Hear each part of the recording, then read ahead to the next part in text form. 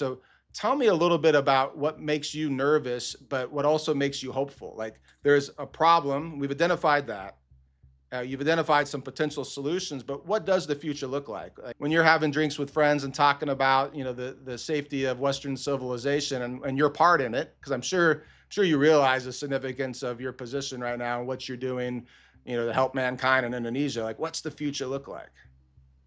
Well, if we don't do anything, the future looks very bleak.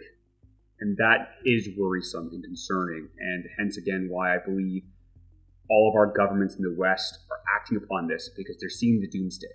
The issue is, let's pick China into Taiwan. That is one of the worst case scenarios I can possibly think of because that will set a geopolitical, let's just say economic first. I believe that leads to more.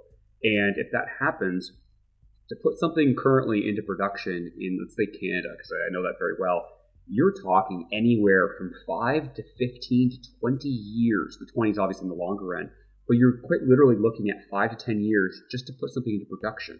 Then once you put it into production, then you have to refine it. Once you refine it, then you have to make it into the end products. But along the way, you need, like we were speaking earlier, you need the training of individuals. You need the actual supply chain. You can't just make it and have no one buy it. So you need to make sure you get all the demand for that as well. That is a very long process.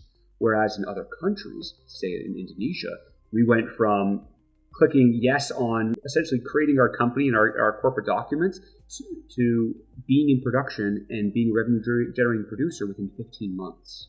That's the speed in which other countries operate. So we either, one, have to make that the speed we operate back at home or close to it, or two, we need to build the alliances with these countries where we have our own supply chains there, where even if tensions happen, we can still bring back the minerals that we need. Because if we don't, like we spoke about just a few things. We only spoke about nickel and rare earths, and we mentioned copper. There's gallium, there's scandium, there's all these other elements that we need that if we don't have it, the simplest things like the screens, if we don't have boron, we don't have the screens or our cell phones or skyscraper windows. No one will even think of that before. But that's how reliant we've become on the rest of the world. And I do believe we're in a new era. I do believe that what happened after World War II, of everyone coming together, trading with each other, building alliances, all this kind of stuff, something has happened. I don't know how big. I'll let the people much smarter than I am answer that question, but something has happened. There has been a shift, and now we are in a new era. We need to be aggressive in ensuring that at the very least, the things that make our society tick, the things that we take for granted on a daily basis of our cars, our radios, our laptops, our satellites, our TVs, our homes, everything, we need to be able to say, if the worst case scenarios happened, we're not going back to the Stone Age.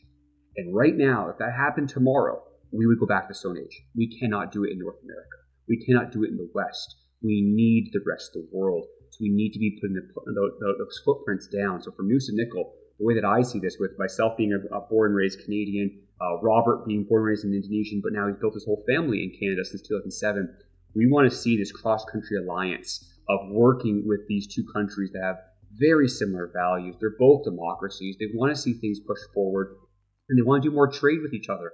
We want to see Canada and Indonesia build the relationships, but the rest of ASEAN countries as well. Because we've been so focused on the countries that we know, the United States, the EU, Australia. There are many other countries out there, and they're all rich in resources. And I personally believe that North American values can go in, and I believe there'll be higher values than other nations that go in. And they take advantage of those people, and they destroy the land around them. I don't believe we would do that. I believe we would have a cut above. And if the governments see that we are willing to put our paychecks there, they want to work with us because they like the values that Canada, the United States, and the West bring, because they know that we care about people, we care about the environment. So yes, we will use those resources. Everyone will make money off those resources, but I believe we'll do it in a more responsible manner than a lot of other countries in the world. That's important. So for us, we want to build. Right now, it's nickel. Tomorrow, it could be other things. It could be scandium. It could be any of these things, rare earths that we need. But you gotta get that foothold. And if you're a company out there, you need to be able to showcase that you can get into revenue quickly. You can show a proof of concept. You can show on this amount of money. We only raised $2 million to date, Canadian, and we've been in production. To put that in perspective, that's not even a drill program for one season for a hard rock company looking for gold or anything else. That's probably half a drill program. We are now in production. So to be able to do that and then say, okay, here's the pathway to exponentially grow. I've already shown you the blueprint. Now we're looking to raise the capital to take it to the next level. There are other examples out there. I don't know if it's as good as Indonesia. Indonesia is one of the most incredible things I've ever seen in my life for how quickly you've done it. Because again, God did the work at weathering this material and making it all at surface. But Brazil has the ionic clays. Those ionic clays have a lot of rare earth in them, and that's too is on surface and just need to dig to get it. So there's other places in the world we need to keep our eyes open, find ones that have good relationships, trade, and really can be allies or very close to it. And we need to put our money where our mouth is. It's not just talk about, oh, China did this, China was smart with what they did. They put their checkbook first. It's time for the United States and Canada and the rest of the West to do the same.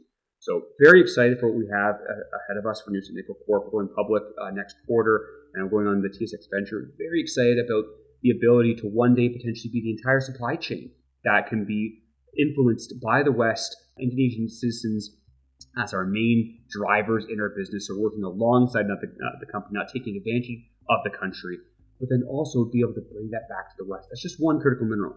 There's some 50 some odd more that we have to worry about, but if I can handle at least one of those right now, I think we've done a service to our country, to investors, and really to the countries that we're going into, because we are bringing that level above everyone else on the ESG side of things, where we do care about the people and the environment around us. I think all of that can work in harmony together, and that's what I'm excited to do with New Zealand.